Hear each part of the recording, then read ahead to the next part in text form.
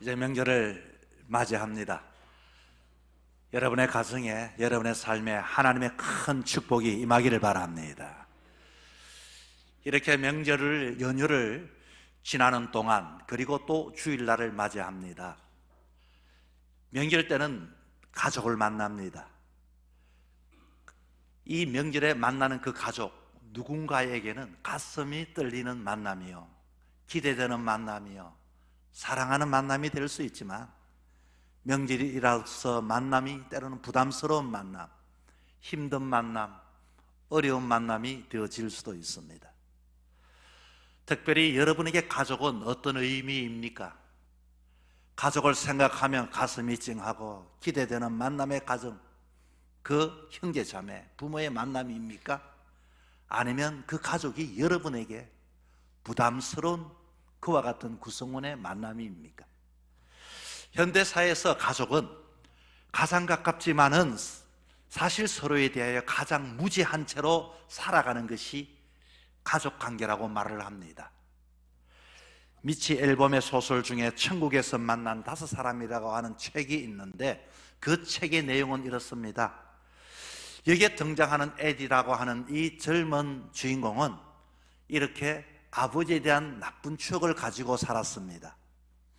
그에게 아버지는 언제나 이와 같이 자기가 성장하고 자라는 데는 전혀 무지한 역할을 한 것이 아버지였고, 그리고 술을 한잔하고 오면은 폭언과 폭력을 썼던 것이 아버지였고, 그 아버지는 나이가 들면서 그에게 때로는 그렇게 말이 많던 아버지가 어느 날 침묵하며 대하지도 않고 그렇게 지냈던 것이 아버지의 전부의 기억이었습니다. 그는 생각합니다. 나는 절대로 아버지를 닮지 않을 것이다. 나는 그에게는 아버지였지만 나는 아버지와는 전혀 상관없는 삶을 살아갈 것이다. 그런데 어느 날 그도 나이가 들어 천국에 가게 되었습니다. 그런데 그 천국에서 이 아버지를 만나게 되었습니다.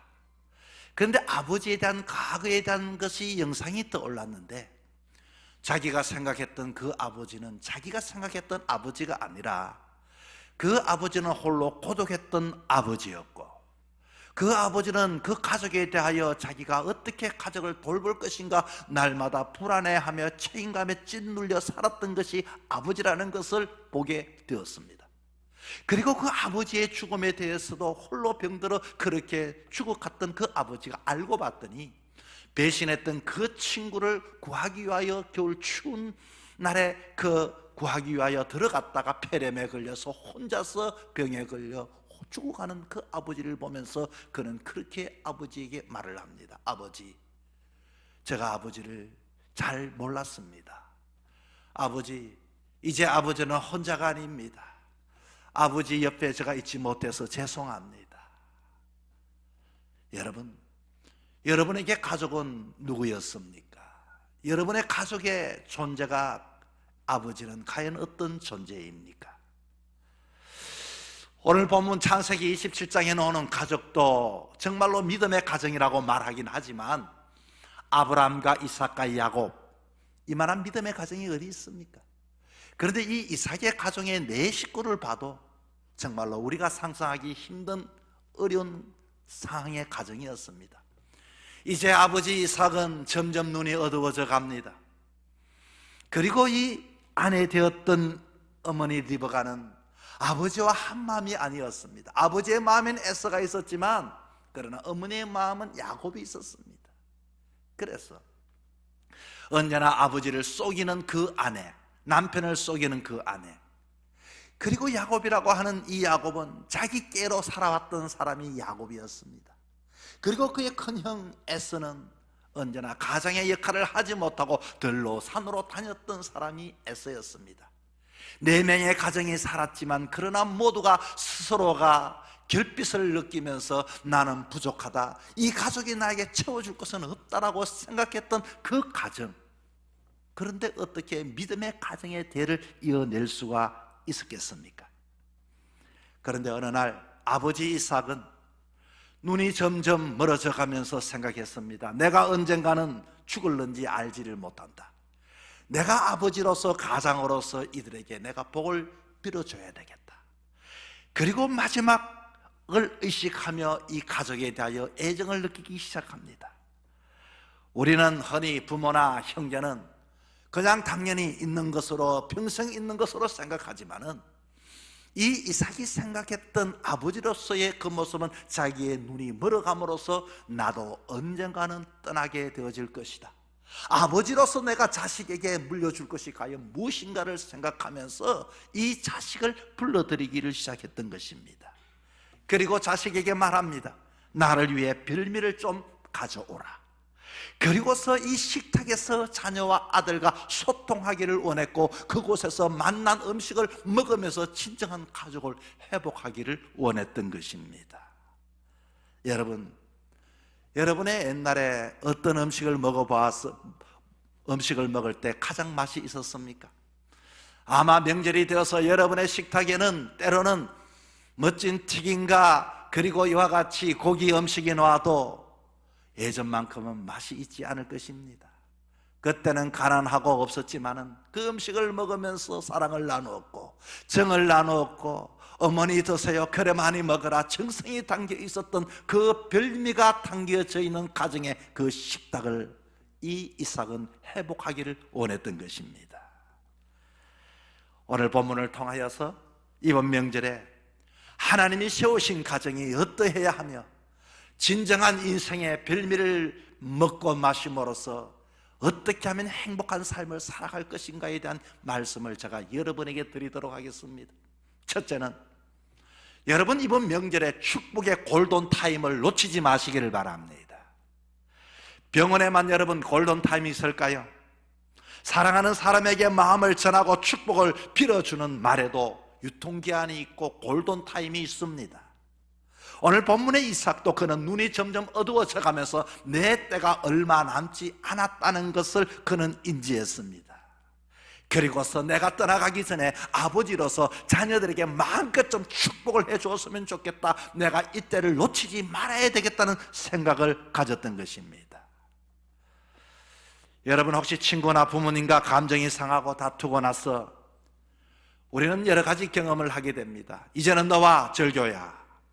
그리고 카톡을 보내면서 당신이 나에게 뭘 알아서 자꾸 이렇게 간섭하느냐고 우리는 따지기 시작합니다. 그러나 시간이 지나면서 다투었던 사람, 힘들었던 사람도 지나고 보면 내가 좀 더 그때 참을 걸, 후회가 밀려오게 되어지지요. 내가 너무 했나? 그리고 사과하려고 때로는 핸드폰을 들고서 전화하려고 하면은 또 마음속에 내키지가 않습니다. 다음에 하지, 만나면 내가 말하지, 이렇게 미루게 됩니다.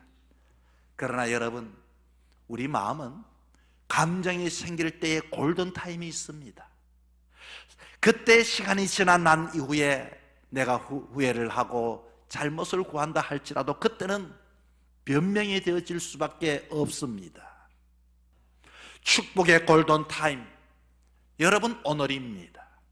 내가 사랑한다, 내가 감사하고 내가 고맙다고 말할 수 있는 이번 설날에 가족이 모이면 그 시간이 여러분의 인생의 골든타임인 줄 알고 축복해 주시고 복을 빌어줄 수 있기를 바랍니다. 여러분, 바로 이때에 서로의 한번 손을 잡아주세요. 너를 지키기를 나는 원하고 뿐만 아니라 나는 너에게 잘 되기를 원하고, 이것이 우리가 이번 설 명절 부모님의 손을 잡고 자녀의 어깨에 등을 두드려 줄 수 있는 마지막이 될지 어떻게 아시겠습니까? 이삭은 눈이 흐려졌다고 했습니다. 우리에게 주는 교훈은 무엇입니까? 여러분의 자녀에게, 여러분의 부모에게 누가 이와 같이 복을 빌어줄 사람이 세상에 어디 있겠습니까? 가족이라고 하는 것, 가정이라고 하는 것은 바로 그들을 위하여 위로해주고 격려해주고 사랑해주고 품어주고 축복해 줄 수 있는 특권이 가정인데, 가족인데, 부모인데, 자녀인데, 이 명절 만남을 통하여 그와 같은 골든타임을 놓치지 마시고 그렇게 축복해 줄 수 있기를 바랍니다. 이 육체의 한계를 직면할 때 역설적으로 축복의 시급함을 말해줍니다. 우리에게는 언제나 시간은 점점점 줄어들게 되어져 있습니다. 내가 말할 수 있을 때, 내가 손 내밀을 수 있을 때, 내가 만날 수 있을 그때에 내가 할 수 있는 그것 말입니다. 우리는 흔히 인생의 전성기에만 내가 무언가 큰 일을 해낼 수 있다라고 생각합니다. 하지만 영적인 관점에서 우리가 약해지고 한계를 느끼는 바로 그때가 가장 강력한 축복을 해줄 수가 있는 것입니다. 내가 가장 힘이 빠질 때 비로소 하나님의 근위가 내 입술을 통하여 나타나기 시작하는 것입니다. 어느 칼럼에 현대인들은 언젠가라고 하는 섬에 갇혀 있다라고 하는 글을 보았습니다. 언젠가 내가 여유가 생기면 효도해야지, 언젠가 내가 아이가 크면 따뜻하게 그를 안아줘야지. 하지만 안타깝게도 언젠가는 영원히 오지 않습니다. 여러분, 심리학에도 임종의 후회라고 하는 것이 있습니다. 죽음을 앞둔 사람들은 가장 후회하는 것이 무엇일까요? 내가 돈을 좀 더 벌여다 놓을 걸, 내가 좀 더 그때 그 자리를 차지했을 걸. 절대로 아닙니다. 임종에 하게 되는 후회는 내가 그때 왜 참지 못했을까? 내가 그때 왜 그에게 상처를 주었을까? 내가 그때 왜 그런 급작스러운 이와 같이 결단을 했을까? 용서해 주지 못하고 사랑해 주지 못하고 품어주지 못했던 것들을 사람은 마지막 앞에 후회한다고 하는 것입니다. 여러분, 그런 의미에서 설날은 바로 그 언젠가를 오늘로 바꾸는 날입니다. 이삭이 애굽을 급히 불러 부른 것은 우리는 이 명절에 사랑의 표현을 서둘러야 한다는 것을 말씀해 주고 있는 것입니다. 이삭은 눈이 보이지 않아 아들을 만져보기를 원했습니다. 하긴 했습니다. 우리도 연로하신 부모님의 그친 손을 한번 꼭 잡아드리는 스킨십을 이번 명절에 한번 실천해 볼 수 있기를 바랍니다. 짧은 접촉이 100마디 말보다 큰 축복의 통로가 됩니다. 축복에는 유통기한이 있지만 축복을 전할 수 있는 기회는 유통기한이 있습니다. 그래서 이삭이 자신의 어두워진 눈을 보고 서둘러 아들을 내가 축복해 줘야겠다, 내가 더 눈이 어두워지기 전에, 내 눈으로 확인하기 전에 이와 같이 이 복을 내가 전해야겠다. 저도 지난날을 이 말씀을 준비하며 생각해 보았습니다. 어머니는 언제나 저에게, 얘야, 맛난 음식 내가 지금 만들어 놨으니 우리 집에 한번 들려라. 언제나 저는 말했습니다. 피곤하니 내가 좀 쉬었으면 좋겠습니다. 어머니는 별미의 식탁을 차려놓고 아들을 요청하기를 원했습니다. 그리고서 저도 유학을 가게 되어졌고, 유학 마지막 끝에 어머니는 암에 걸려 돌아가셨습니다. 그때에 내가 왜 시간을 내지 못했을까? 부모는 영원히 있는 게 아닙니다. 자식과의 만남은 영원히 있는 게 아닙니다. 하나님께서 이번 명절 연휴를 주셔서 만남을 주셨다면 이 만남 속에 골든타임 놓치지 마시고 이와 같이 별미의 식탁 속에서 하나님이 주신 그 가정의 축복을 누릴 수 있기를 바랍니다. 둘째는 마음이 담긴 식탁을 통한 관계를 회복하는 명절이 되어야 합니다. 오늘 본문에 봤더니 아버지는 그냥 축복해 주겠다고 하지 않았습니다. 내가 즐기는 별미를 만들어 오라, 이렇게 주문을 하시고서 말을 합니다. 왜 그랬을까요? 이 이삭은 족장이입니다. 족장이 음식이 없었겠습니까? 맛나는 음식을 구할 수 없겠습니까? 그러나 아들이 만들어주는 정성이 담겨져 있는 그 별미가 아버지는 먹고 싶어 했던 것입니다. 맛있는 음식이 아니라 즐거움과 기쁨의 의미를 함께 아들과 가정이 나누기를 원했던 것입니다. 서로의 마음이 정성 어린 식탁을 통하여 하나로 합쳐질 때 가장 강력한 별미가 되고 그 가정의 풍성함이 되고, 우리는 식당에서든 어디서든지 친구들과는 더 좋은 음식을 먹을 수 있지만 가족과 함께 나눌 수 있는 그 음식 말입니다. 여러분, 오늘 우리의 명절의 식탁은 어떻습니까?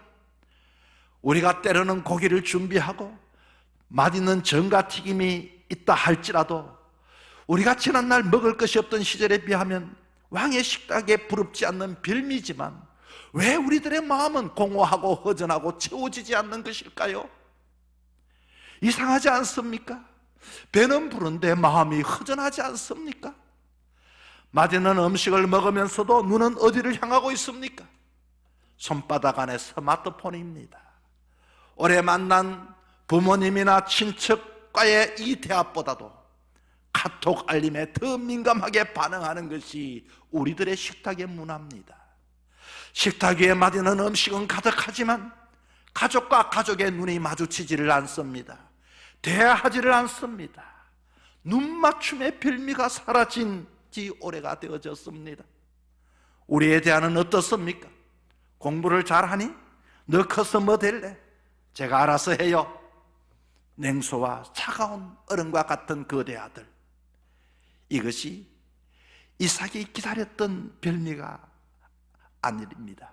이삭이 에서에서 내가 즐기는 별미를 가져오라고 한 것은 그 아들이 만들어준 음식의 따뜻함을 그는 가슴으로 그리고 느끼고 싶었던 것입니다. 그 음식을 먹으며 아들의 목소리를 듣고 싶었고, 아들의 손을 잡고 싶었고, 아들의 정성을 느끼고 싶었고, 그리고 마음껏 축복의 에너지를 채우고 싶었던 것입니다. 식탁은 가정의 심장입니다. 오늘의 가정은 무너진다고 말합니다. 여러분 가정에 먹을 것이 없어 무너집니까? 아버지, 어머니, 자식이 없어서 무너집니까? 아닙니다. 사랑과 정성과 대화와 함께 관계를 맺지 못하기 때문에 가정이 무너지고 있는 것입니다. 우리 가정의 식탁이 단순히 배를 채우는 자리가 아니라 서로의 정성을 확인하고 사랑을 확인하는 자리가 되어지기를 축복합니다.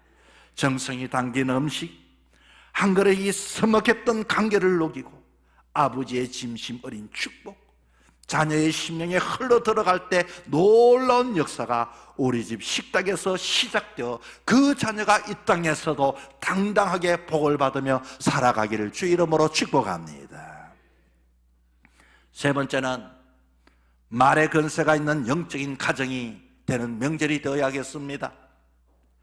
오늘날 왜 수많은 가정이 겉으로는 멀쩡해 보이는데 속으로는 모래성처럼 그렇게 쉽게 허물어지고 있는 것입니까?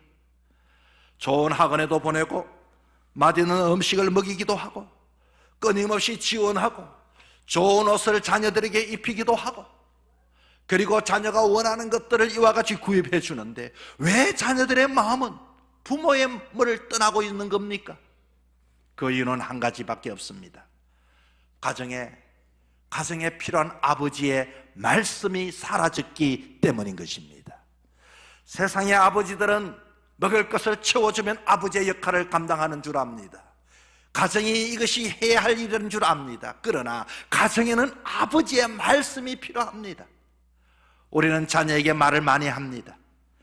그런데 그 말들이 자녀를 살리는 축복이었습니까? 아니면 부모인 나의 답답함을 해소하는 감정의 언어였습니까? 자녀가 잘못했을 때 우리는 하나님의 마음으로 훈계하기보다도 내 자존심이 상해서 자녀에게 화를 쏟아내어 붓습니다. 자녀의 미래를 걱정한다고 말하지만 내 불안함을 자녀들에게 쏟아냅니다. 부모가 자기 감정을 통제하지 못하고 쏟아내는 말은 자녀들의 영혼을 멍들게 합니다. 그것은 근의가 아니라 아버지의 독설입니다. 과거에 우리는 그런 아버지 밑에서 자랐기 때문에 그것이 아버지의 역할인 줄 알고 살아갑니다. 그렇게 말을 하다가도 듣지 않으니 이와 같이 아버지도 말을 하지도 않고 아이들도 듣지를 않으려고 합니다. 그것은 가정이 아닙니다. 가정에는 아버지의 말씀이 살아있어야 합니다. 가정에는 하나님의 말씀이 살아있고 가정에는 아버지의 말씀이 근위가 있어야 하는 것입니다. 이삭이 에서에게 별미를 가져오라 했던 이유는 자기 감정이 아니라 하나님이 주시는 평안한 마음으로 가장 좋은 상태를 축복하기 위함이었습니다. 여러분, 오늘 이삭이 뭐라고 말합니까? 내가 이와 같이 마음껏 축복했으면 좋겠다고 했습니다. 마음껏 축복하면 되지 왜 그렇게 이야기했을까요?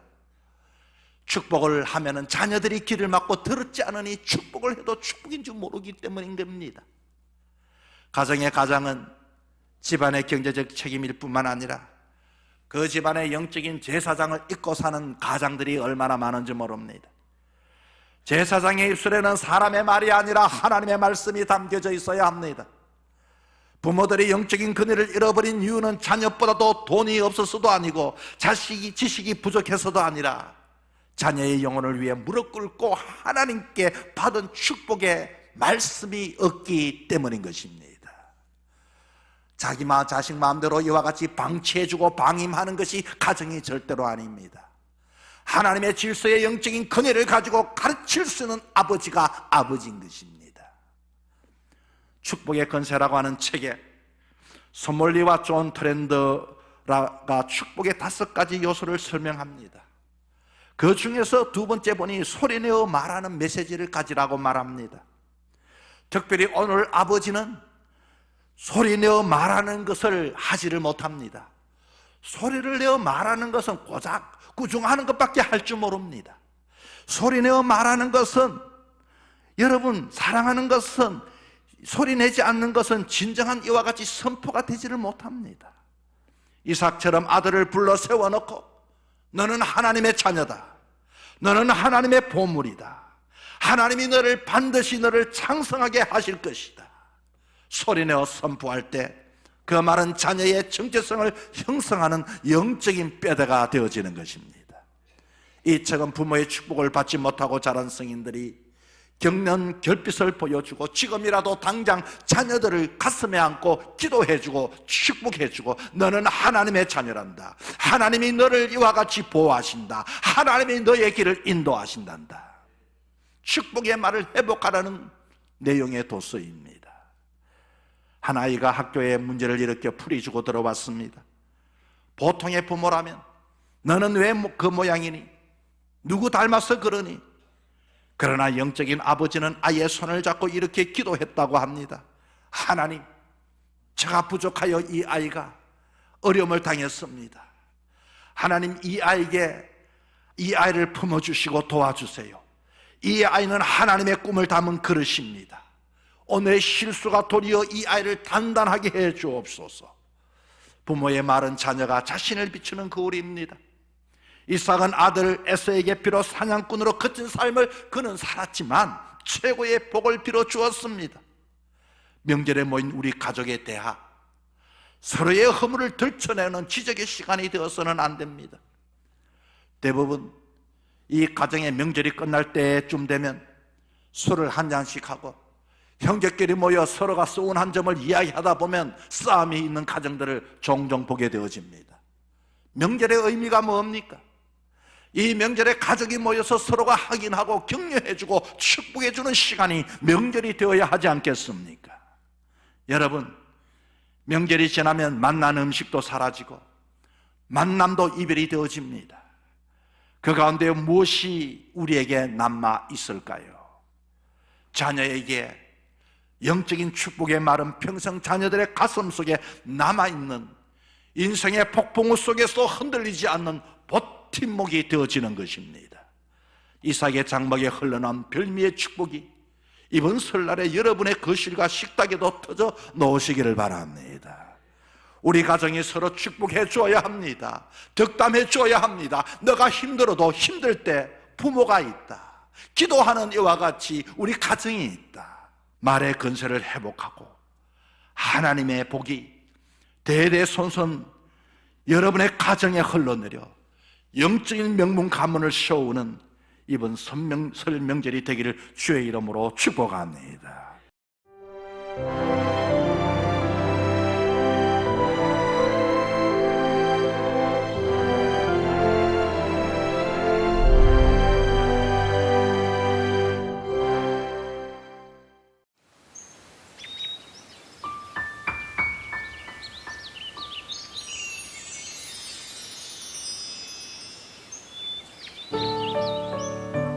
생명을 살리는 방송 CBS TV